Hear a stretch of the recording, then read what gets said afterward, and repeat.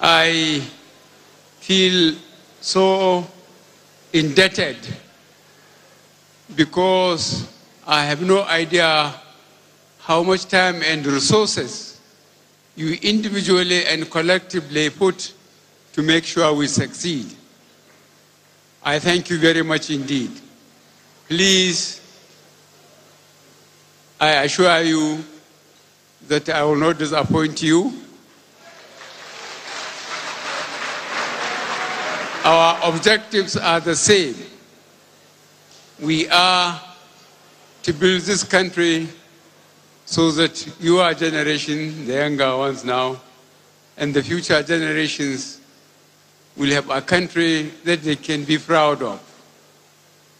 We are working very hard to get the infrastructures in place, the roads, the rail, power, security, so that Nigeria will mind their own businesses.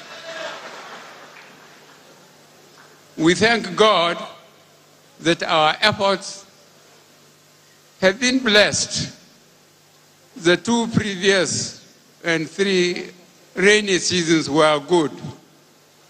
Those of you who were farmers, or who are farmers, or who are sons of farmers know this.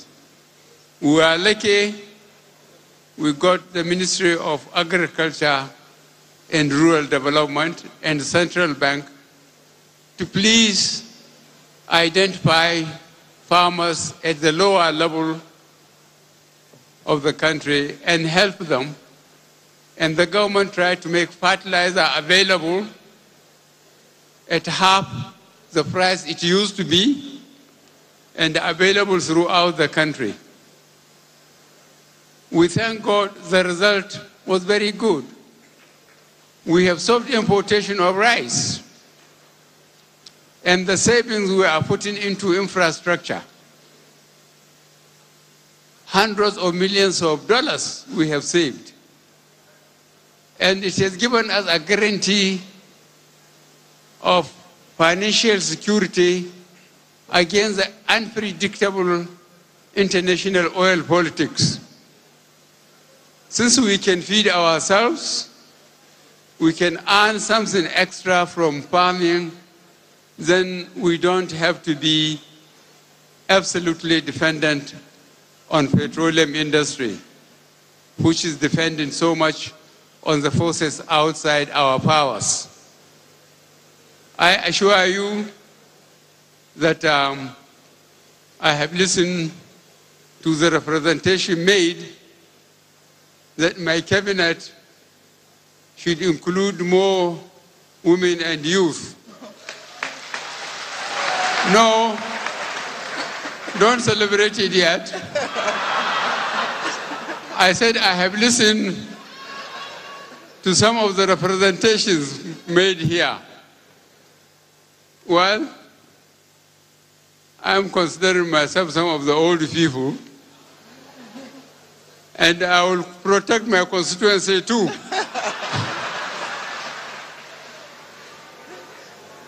But I will assure you that I will continue to have a team of people of integrity that really are concerned with Nigeria and Nigerians.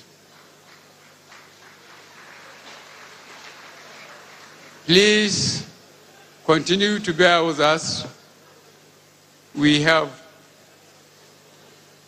a very short time in terms of the damage done to the country. I have tried to educate people the condition we found ourselves when we came in 2015. My short experience in the petroleum industry for 3¼ years gave me an idea about the economics of Nigeria, and I never let go.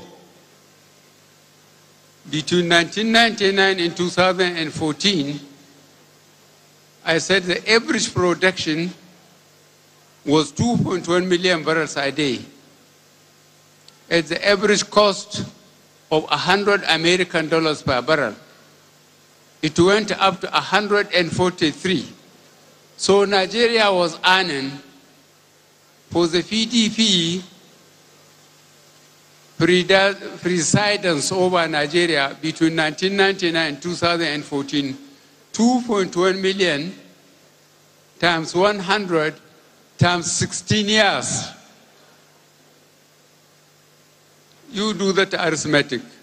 You know the condition of the roads more than I do.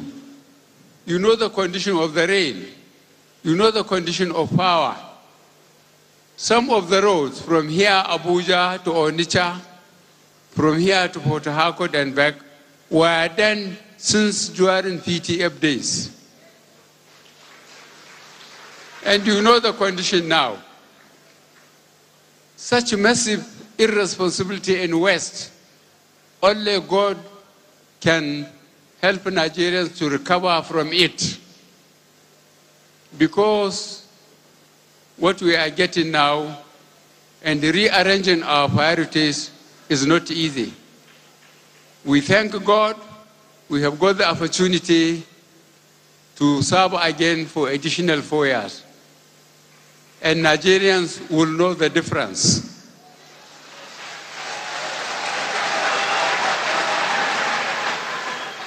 The three fundamental issues I campaigned on, all the APC campaigned on security, economy, and fighting corruption. We have made some progress, but I will still update you. Those from the Northeast know that we made substantial progress in our first promise of security in the Northeast. Boko Haram used to hold at least 17 local governments. They are not holding any local government now, technically.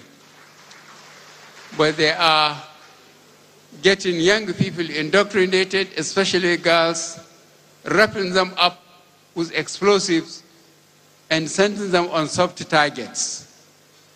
We are working very hard to stop that.